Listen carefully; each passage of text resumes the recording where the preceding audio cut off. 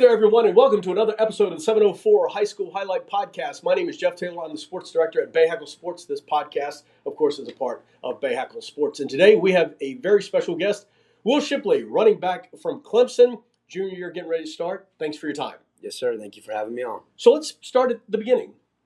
When did you start playing football, and really, what did you love about it? Yeah, I started, I think we were talking about it on the way over here. So when I was 7 years old was the first year I was allowed to. But I was out there with my dad, at 3 years old, just watching him coach and, being a part of the environment. So we fell in love really quickly with it and started 7 years old and have played ever since. And one thing that I really love about it is just that, the work that you put in is what you get out of it. And I think that pertains to a lot of things in life, and it's something that has helped me with my success, in football as well as life. So that's what I love about it. So did you play Pop Warner? Yes, yeah. I played Pop Warner. Started off with my brother and my dad as my coach. Second year, kind of got stranded from them. Went on my own path. Really enjoyed that though as well. Just haven't stopped. Got to play middle school, high school ball, loved all of it, and I've just been blessed to be able to play at the college level as well. When you were younger, were there other sports that you played, or did you really kind of just fall in love with football and go, I want to go that route? Yeah, no, that was never my mindset, and I think that's something that all kids really need to get out of their head is specializing early on. You should play as many sports as you possibly can. I know for me, I tried baseball, which I ended up hating, but I tried it. Right? I didn't like it either. Exactly. It's a great sport, but exactly, yeah. So I actually started playing lacrosse earlier than I played football because I wasn't allowed to play when I was 6 years old, and I really, really wanted to. So my parents got me into lacrosse, another physical contact sport that allowed me to hit somebody, and played that all the way throughout my junior year of high school. Ran track in high school as well, but I was always running, training on the track, doing things like that. So, yeah, I would say my three biggest sports were football, lacrosse, and track. Let's talk a little bit about your high school experience. I know for myself, high school football, there's just this energy. There's just this excitement about it. What was your high school experience like? Yeah, like you said, it was a dream for me to play for my high school. I went to Weddington, K through 12. So growing up, that's what I wanted to do. Going to watch those high school football games and lacrosse games. But it was unbelievable. Like you said, the excitement around it and the camaraderie that you have with your teammates, because not only are they your teammates, but you're also with them at school for 7 hours a day, right. And hanging out with them outside of the field. So you just create a different bond. And then I was so blessed in football to have Coach Capone with me, Coach Carson my freshman year, but Coach Capone sophomore year and on, and that was just unbelievable, the connection that I had with him, and it made it just that much more enjoyable for me. I was going to ask you if there was from your Pop Warner days all the way to high school, was there a particular coach that had the most impact? And you mentioned Coach Capone. Was that? Yeah, that's definitely the first one that comes to mind. Not only his willingness to help me grow as a football player, but also as a man, off the field, and just teaching us the right values as a program. He emphasized the weight room so much, and I always kind of wondered, why is he doing it so much more than all the other programs? But you learn so much through the weight room, and not only that, but I put on 20 pounds, right. From my freshman to my sophomore year, and that was a huge reason in my success and my development. Like I said, you just learn so many things in that weight room, and it was his number one priority was that. So yeah, he helped me grow so much on the field and off. I had a chance to talk to him a couple times this year, and went out to a couple practices, Mm-hmm. and just saw the way he did things and the expectations he has. So he's building a great program. He's built a great program, and I know it's going to continue to grow. So let me ask you this: was there a moment in football, whether it was middle school, high school, or whatever, where you kind of went, okay, I can take this to the next level? Was there just this kind of aha moment where you're like, okay, there's something beyond high school for me? Yeah, and I would say the first time I really recognized it was my eighth grade year, going into my eighth grade year. We had football tryouts in July, so I was at those, and one of our coaches, he's a former NFL player, played at the college level. I was running through. We did all the combine events, the 40 and all that stuff, and I was doing the 5-10-5. And I'm guessing I ran a pretty good time because he came over to me after and just asked me, where do you want to go play college ball at? And it had never really struck me before, like that I was going to be able to go to the next level. And I kind of said to him, I would love to go play at Oregon. It's my Right. dream growing up was Right. going to go play at Oregon and wear those jerseys, be the next, LaMichael James.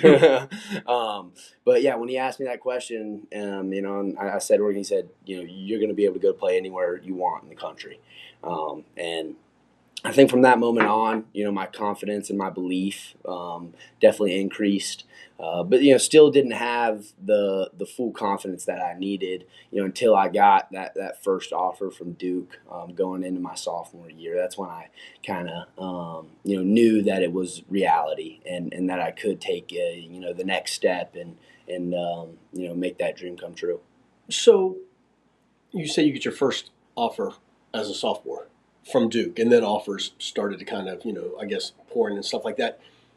How do you keep level-headed? How do you kind of keep, what's the word I'm looking for? I guess being humble and realizing that, what, I mean, some people could get that and go, and their head explode and stuff like that. But just keeping that humble. Yeah, no doubt. The recruiting process is crazy, and especially when you get an influx of offers, as I did through my process, and as the top prospects do in each class. I think it's just so important for me to have a support system. It starts off with God, and always just giving all the glory back to Him, and realizing that I wouldn't have the opportunities without Him. And then having great parents, my mom and my dad, always keeping me in place, and always just making sure that I keep my priorities straight and that I'm headed in the right direction. And then another big piece was my older brother, being 2 years older than me. Plays lacrosse at University of Pennsylvania. So when I was getting these offers, he had already committed. Right. And I'd kind of seen him go through the recruiting process. Obviously lower scale than football, but still, just being able to see him and him kind of trailblazing for me, and just being able to follow his path was huge for me. And I think a little God wink in terms of humility. That's the conversation that I had with Coach Cutcliffe when he offered me. For my first offer at Duke University, he just looked at me and was like, "You never want to get too big for your britches." Right. Right. Right. And No. Yeah. So he started. Sounds it like off. something Coach Cutcliffe would say. Yeah. One of the best coaches, one of the best relationships I had throughout my recruiting process. But just for it all to start off with him saying that, it's something that I'll never forget. And something that my grandmother, my nanny, never lets me forget. So she keeps you in check, right? Exactly. Got it. Cool. Well, my next question was going to be, what role did family play? So you answered that. How cool was the whole recruiting process, though? I mean, to have these coaches reach out, coaches that you heard about, seen on television, and now they're talking to you. How cool was that process? Yeah, it was unbelievable. As I said, it was a dream come true for me.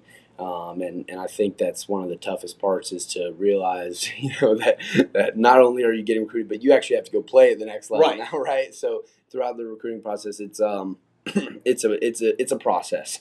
There's no doubt. But being able to meet these coaches that I've seen, being able to talk to Nick Saban and Dabo Sweeney, over the phone, was just awesome for me. And really just being able to go to some of the best college sporting events in history, being able to go to the Alabama versus LSU game, Right. Where Joe Burrow beats Alabama for one of the first times, and yeah, it is just such an incredible experience. I could go down the list of all the great times that my family and I had, but glad I ended up at Clemson, no doubt. So, for the kids out there who are going through all this right now, what would you tell them about the recruiting process? How would you kind of I guess there's good and bad to it. What would you say to the kids who are going through it right now? Maybe if there was one piece of advice you would give them. Yeah, I would say, take the road less traveled. I think, kids nowadays they want to fit into a category and do the norm. I know for me it was, oh, you have to go to a private school to get recruited, and you have to go to these schools that are ultra successful, and that's what Weddington has become is one of those schools. But just doing it your own way, and carving your own path, not allowing all the outside noise and outside factors get into your head. Just if you're good enough, they'll find you, and being able to go out there and just stay committed to that, staying true to yourself is one of the biggest reasons that I think I've had success. How many schools were you recruited by? How many offers did you get? Yeah, we. Lost track? Yeah. Trying to sound out. I'm a little over 30 offers. Okay. Mm-hmm. Yes, sir. So, why Clemson? What was the final kind of what helped you there make that decision? As we started to narrow it down, and we actually created like a Excel spreadsheet of all the things that were important to my family and I. Obviously the play on the field, the ability to use it as getting to the NFL, but also having success and a great time while I'm there, the academic portion of it, just everything that went into it. We narrowed it down to 3, 4, 5 schools that I really wanted to go to and really thought I could be successful at, and Clemson was one of those 5. And then that's when I think it just comes down to the feel and right. Kind of just how God's directing you, and that's what he did. He led me right to Clemson, and couldn't have been a better decision for my family and I. So we talked about it before we got started here, and I told you my oldest went to the other Carolina school, Yeah. South Carolina, and so there's that kind of rivalry or whatever. And I always, we talk about Dabo and South Carolina people. We'll make fun of them and stuff like that or whatever. But when they played in the ACC championship game here this year, Mm-hmm. right? And I remember going to the press conference with Mac and Dabo, and I remember Dabo got his opportunity to talk to the media, and I remember there was this moment where every time somebody would ask a question, he would answer it by starting with their first name, and there was this eye contact, and I just walked out of there going, man, I would run through a brick wall for this guy just because there was just this presence about him, and it was just so cool. He must just be somebody great to play for.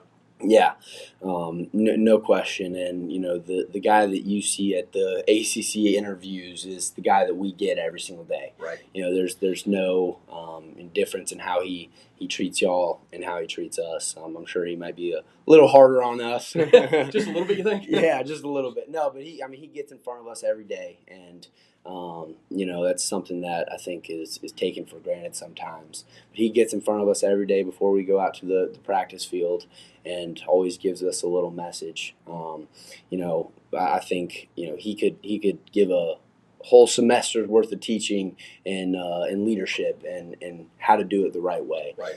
He's somebody that's just a role model for so many people.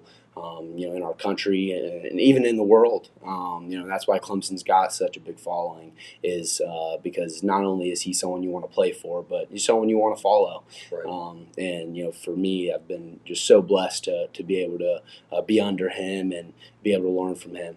Yeah, it was just the guy was great. I was so impressed by him, and just his there was just this genuine part that I maybe hadn't had a chance to see, so that was so cool. Mm-hmm. So awesome. So high school football in Charlotte, over the last few years, really is, it's competitive. Talk about high school football in Charlotte a little bit and what you've seen, even since you've left. Yeah, I love it. I think, it flies under the radar in terms of around the country. You always hear right. Texas, Georgia, California, but North Carolina and Charlotte in particular produces some really great athletes. I think, Union County, which is where I played, Charlotte Mech, all of them, just, the ability to not only produce these athletes at the high school level, but then to see them succeed and be ready to go at the college level. countless names in terms of, Sam Howell, Right. myself, Gavin Blackwell. I mean, there's so many just throughout Union County, and I could get into the Charlotte Mech, but I didn't play there. And I think that's what Charlotte high school football is doing. It's preparing you for the next level, while still making sure that everybody who doesn't get that chance has a great time and maximizes the time that they do have. So yeah, I love Charlotte and where it's going, and like you said, it's getting more and more competitive. Right. As the years go on. I know Weddington has just blown up. You got No. kids wanting to go to Weddington and win a Right. state title, and that's what these programs are now. Is you want to win a state title, and there's a lot of them that can do it. So it's getting real competitive. You love to see it. Yeah, I said Charlotte Mech, but yeah, Union County, Iredell, the triangle up in Raleigh and stuff like that. Yeah. It's definitely kind of blown up and over the last couple of years. So let me ask you this couple questions, if you don't mind. And I had Erica Turner on last week, and she's the executive director for CMS. Mm-hmm. Over the last couple of weeks, especially last week, we had the whole NIL deal. And your thoughts on it, if you don't mind talking about it. I know that it's, people on both sides. And for me, I don't like it somewhat because, especially for the high school kids. The college, I get it a little bit more, but just your thoughts on the NIL deal and what it maybe means, not only for college kids, but for high school kids. And how do you walk that line? Yeah, in terms of college, I'm a heavy advocate for it. I think that there's so many positives, and you see the negatives because that's what gets views. Right. And, that's what Sure. the press pushes Sure. out. But it's given me the ability to not only use my platform, but to give back. Right. And that's something that I believe God put me on this earth to do, is to use my platform to give back. And whether that's monetary or giving back to the next generation with advice and my knowledge that I've gained. It's allowed me to do that. So I'm a huge advocate for it at the college level.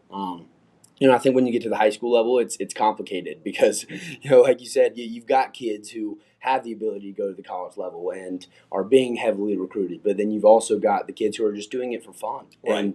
and the ones who aren't going to get that opportunity. So, there's definitely a little bit of it's cloudy once you get to the high school level. I think you can look at it two different ways, and there's definitely some positives, but I think there may be more negatives, and you start to take away the love of the game for a lot of the kids, and